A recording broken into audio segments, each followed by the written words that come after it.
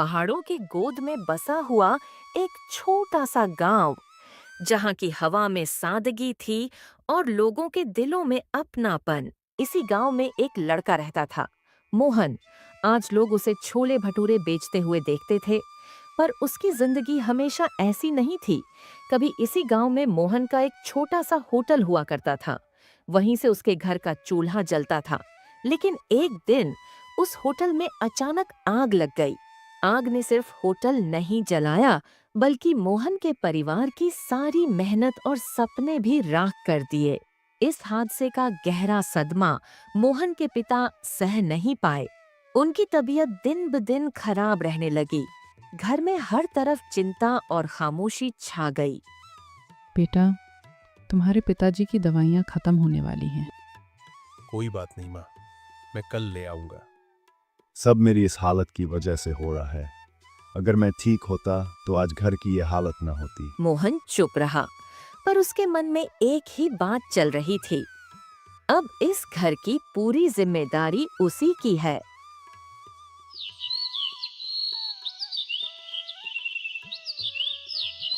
अगले दिन मोहन अपनी पुरानी साइकिल पर छोले भटूरे का सारा सामान रखकर गांव में निकल पड़ा। गरम गरम छोले भटूरे। लेकिन उस दिन ग्राहक बहुत कम थे।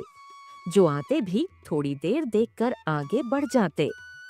अगर ऐसे ही चलता रहा तो पिताजी की दवाइयाँ कैसे आएंगी? थोड़ा सोचने के बाद मोहन ने मन में ठान लिया।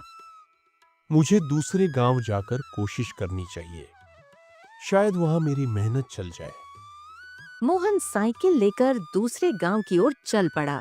वहां पहुंचकर उसने भीड़ से थोड़ी दूरी पर जगह देखी और आवाज लगाई। गरम गरम छोले भटूरे। कुछ लोग उसकी आवाज सुनकर रुक गए।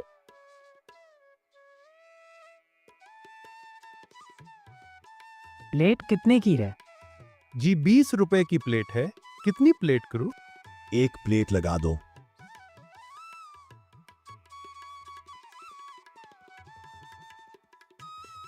एक प्लेट लगा दो। जैसे ही उन्होंने छोले भटूरे खाए, उनके चेहरे खिल उठे। छोले बहुत स्वादिष्ट है। तुम्हें पहले यहाँ नहीं देखा। कहाँ से हो? पास के गांव से हूँ। आज पहली बार इस तरफ आया हूँ। बहुत अच्छे हैं, एक प्लेट पैक भी कर दो। दोनों पैसे देकर चले गए। धीरे धीरे और लोग आने लगे। कोई वहीं खाकर गया, कोई छोले भटूरे पैक करवा कर ले गया। शाम तक मोहन के सारे छोले भटूरे बिक चुके थे। आज तो अच्छी कमाई हो गई है। अब पिताजी की दवाइयाँ भी आ जाएंगी और घर के लिए राशन भी ले आऊंगा। रात को मोहन घर पहुंचा। वह सीधे माँ के पास गया। माँ, ये पिताजी की दवाइयाँ। भगवान तुझे खुश रखे बेटा। माँ ने खाना परोसते हुए कहा। बहुत थक गया होगा, खाना खा ले, फिर सो जाना। मोहन चुपचाप खाना खाने लगा। आज उसकी थकान में भी सुकून था। खाना खाने के बाद मोहन थकान के बावजूद चैन की नींद सो गया। आज पहली बार उसे लगा कि उसकी मेहनत बेकार नहीं जा रही। अगली सुबह वह जल्दी उठा, साइकिल पर छोले भटूरे का सामान रखा और उसी गांव की तरफ निकल पड़ा। अगले दिन जैसे ही मोहन अपनी साइकिल लेकर गांव पहुंचा, उसने वही जगह चुनी जहां कल भी लोग जुटे थे। साइकिल टिकाई, टोकरी संभाली और आवाज लगाई। गरम गरम छोले भटूरे। उसी पल उसके छोले भटूरे की खुशबू हवा के साथ दूर दूर तक फैलने लगी। खुशबू को महसूस कर एक बोला कि अरे, वही छोले भटूरे वाला आ गया। कल खाए थे, मजा आ गया था। लोग उसे पहचानने लगे थे। कुछ लोग खुद ब खुद उसकी तरफ आ गए। कुछ लोग खाते खाते तारीफ करने लगे। भाई, छोले बहुत बढ़िया है। मसाला एकदम सही है। कल मैं घर पैक करवा के ले गया था, मेरी पत्नी को भी बहुत पसंद आए। आज फिर 2 प्लेट दे दो। जरूर भैया। मोहन ने उन्हें 2 प्लेट छोले भटूरे पैक करके दिए। जो भी वहां खाने आता, मोहन हर किसी को प्यार और अपनापन देकर छोले भटूरे परोसता। लोग खुशी खुशी उसके हाथ के बने छोले भटूरे खाते, मुस्कुराते और दिल खोलकर उसकी तारीफ करते।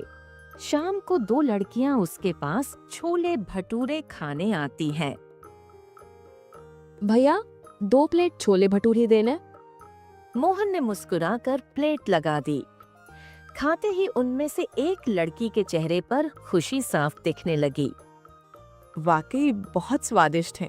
आपके हाथ के छोले कुछ अलग ही हैं। जी शुक्रिया, अच्छा लगा कि आपको पसंद आए। खाते खाते वह लड़की मोहन से बात करने लगी। आप रोज यही आते रे क्या?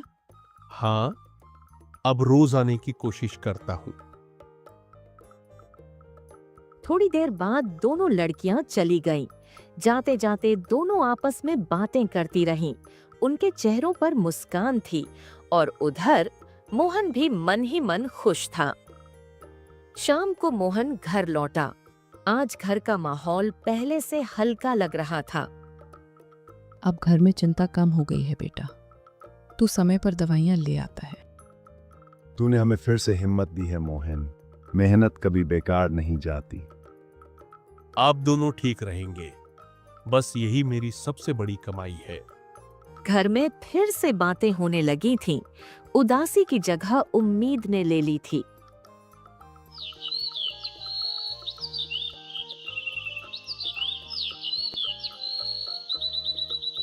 अब मोहन रोज सुबह जल्दी उठकर दूसरे गांव की तरफ निकल पड़ता था। कुछ ही दिनों में उसके छोले भटूरे पूरे गांव में मशहूर हो चुके थे। पर इस भीड़ में अब एक चेहरा ऐसा था जो हर रोज दिखाई देता था, कोमल।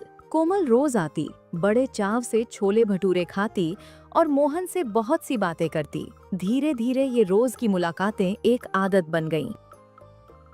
आज मैंने आपके लिए स्पेशल बनाए हैं। सच? तभी तो स्वाद और भी अच्छा है। थोड़ी देर मोहन से बातें करने के बाद कोमल अपने घर की ओर चली जाती है। मोहन उसे जाते हुए मुस्कुराकर देखता है, फिर अपना ध्यान वापस काम पर लगा देता है। वो बाकी लोगों को भी उतने ही प्यार से छोले भटूरे परोसने लगता है और माहौल फिर से रौनक से भर जाता है। उस दिन छोले भटूरे खाकर लड़की सीधे अपने घर पहुंची। उसके चेहरे पर अलग ही चमक थी। आज बहुत खुश लग रही हो बेटी। कहाँ से आ रही हो? पिताजी, पास के गांव में एक छोले भटूरे वाला आता है, वहीं से खाकर आ रही हूँ। आप भी कभी खाकर देखना, बहुत अच्छी बनाता है। अच्छा, तो कल मैं भी चलूंगा। देखो तो सही कितनी तारीफ है।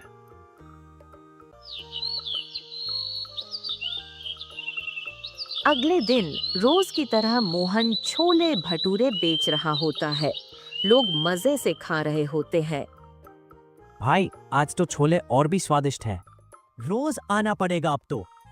मोहन मुस्कुराते हुए प्लेट लगाता रहता है।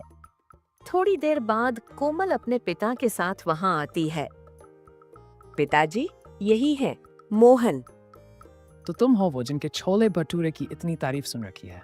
चलो एक प्लेट लगाओ। मोहन जल्दी से एक प्लेट देता है। पिताजी खाते हैं और खाते ही उनके चेहरे पर मुस्कान आ जाती है। तभी तो तुम रोज यहाँ आती हो। कोमल शर्माकर मुस्कुरा देती है। बेटा, तुम्हारा नाम क्या है और किस गांव से हो? जी, मेरा नाम मोहन है, पास के ही गांव से हूँ। तुम्हारे पिताजी का नाम? जी, शंकरलाल नाम है उनका। अच्छा, तो तुम शंकरलाल जी के बेटे हो। मैं उन्हें जानता हूँ, बहुत सीधे साधे इंसान हैं। अभी बातें चल ही रही थीं कि तभी साइकिल पर गांव का एक चाचा हांफता हुआ आया। मैं तुम्हें ही ढूंढ रहा था। क्या हुआ चाचा? तुम्हारे पिता की तबीयत बहुत खराब हो गई है, जल्दी घर चलो। मोहन बिना कुछ सोचे साइकिल उठाता है। लड़की और उसके पिता भी साथ चल पड़ते हैं। इनका इलाज अब यहाँ संभव नहीं है। आपको इन्हें बड़े शहर के अस्पताल ले जाना होगा। डॉक्टर दवाइयां देता है और चला जाता है। अब हम क्या करेंगे बेटा? शहर ले जाने के लिए इतने पैसे कहाँ से आएंगे? हिम्मत रखो बेटा, भगवान मेहनती लोगों का साथ जरूर देता है। अभी हालात मुश्किल हैं, पर ये हमेशा नहीं रहेंगे। आप अकेले नहीं हैं मोहन, सब ठीक हो जाएगा। बस यही सोच रहा हूँ, पिताजी को कैसे बचाऊं? तभी घर के बाहर से एक आवाज आती है। घर पर कोई है क्या? मोहन बाहर निकलता है, देखता है एक डाकिया खड़ा है।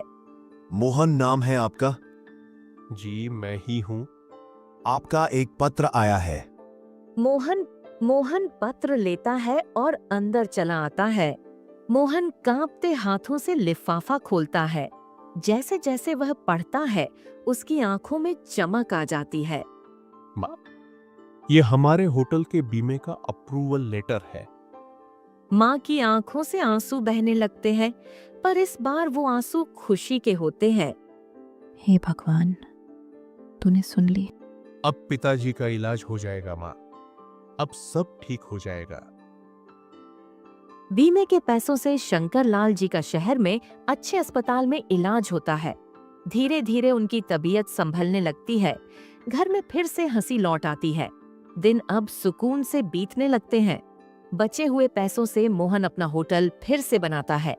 वही पुराना नाम, वही स्वाद और पहले से ज्यादा मेहनत। छोले भटूरे दूर दूर तक मशहूर हो जाते हैं। समय के साथ दोनों परिवारों की सहमति से मोहन और उस लड़की का रिश्ता तय हो जाता है।